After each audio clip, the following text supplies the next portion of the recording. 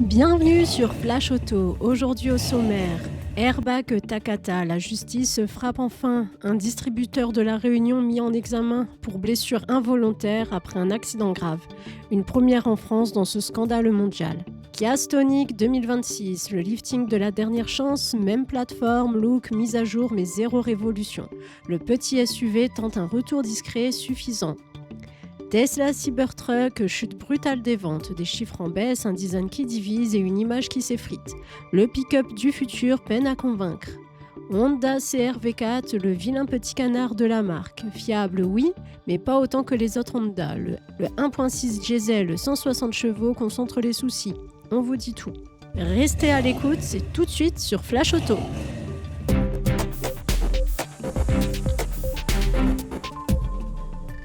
Une première en France, un distributeur automobile vient d'être mis en examen pour blessure involontaire dans l'affaire explosive des airbags Takata. Des dispositifs censés sauver des vies qui ont provoqué la mort ou de graves blessures. Que s'est-il passé? Qui est responsable? Et surtout, sommes-nous tous concernés? Restez avec nous.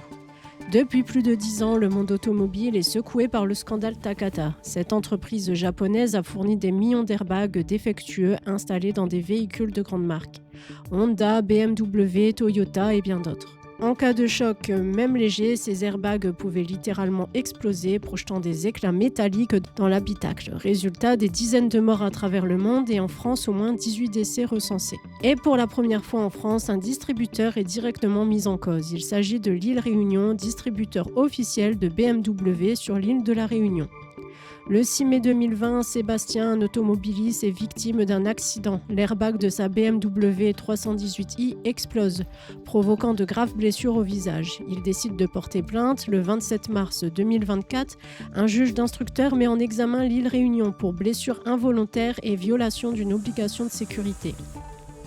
Le reproche, ne pas avoir appelé le véhicule à temps malgré l'alerte de BMW fin 2019.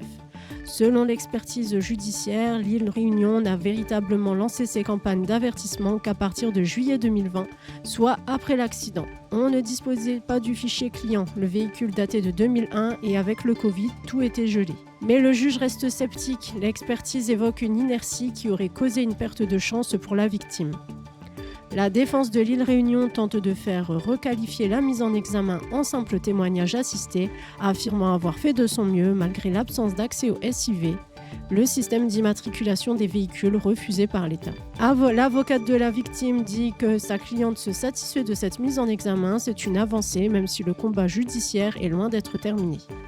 Ce qui se joue ici dépasse un simple dossier, c'est une question de responsabilité industrielle, de communication des risques et de protection des consommateurs. Cette affaire montre les limites d'un système actuel de rappel de véhicules, des vies humaines sont en jeu. Attendre qu'un drame survienne pour agir, c'est inacceptable. Les constructeurs, les distributeurs et les pouvoirs publics doivent coopérer plus efficacement. Si vous possédez un véhicule potentiellement concerné par les airbags Takata, vérifiez immédiatement auprès du constructeur, c'est une question de sécurité vitale. Le Kia Stonic offre un lifting en 2026, mais est-ce vraiment suffisant pour revenir dans la course? Spoiler, non. Même plateforme qu'en 2016, même moteur 1.0 turbo de 100 chevaux et toujours pas d'hybride sérieux à l'horizon.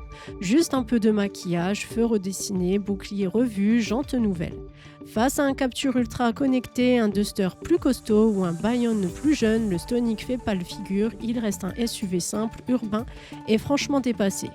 Le Stonic 2026 est une dernière tentative, pas une révolution, qui ajoute la carte du low-cost relooké. Est-ce que ça suffira? À vous de juger. Il devait incarner le futur, résultat, le Cybertruck s'effondre. Tesla ne livre que 4306 unités au deuxième trimestre 2025, moins que le Ford F-150 Lightning, une vraie dégringolade.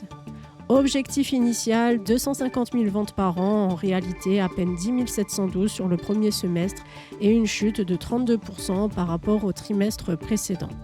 Le Cybertruck a pourtant tout sur le papier, puissance, autonomie, design unique, mais c'est justement ce design qui divise. Entre public urbain futuriste et amateur de pick-up rustique, il ne trouve pas sa place. Pas un échec technique, mais un produit mal ciblé, mal compris et lancé trop tard dans un marché qui doute de plus en plus du storytelling de Musk. Le Cybertruck survivra, mais comme une icône de niche. Une leçon à retenir, l'innovation ne suffit pas, il faut aussi répondre à une vraie demande. Le Honda CR-V, c'est la star discrète des SUV, sauf que quand on parle de la 4e génération, entre 2012 et 2019, ce CR-V a connu une carrière mondiale impressionnante, mais une fiabilité mitigée.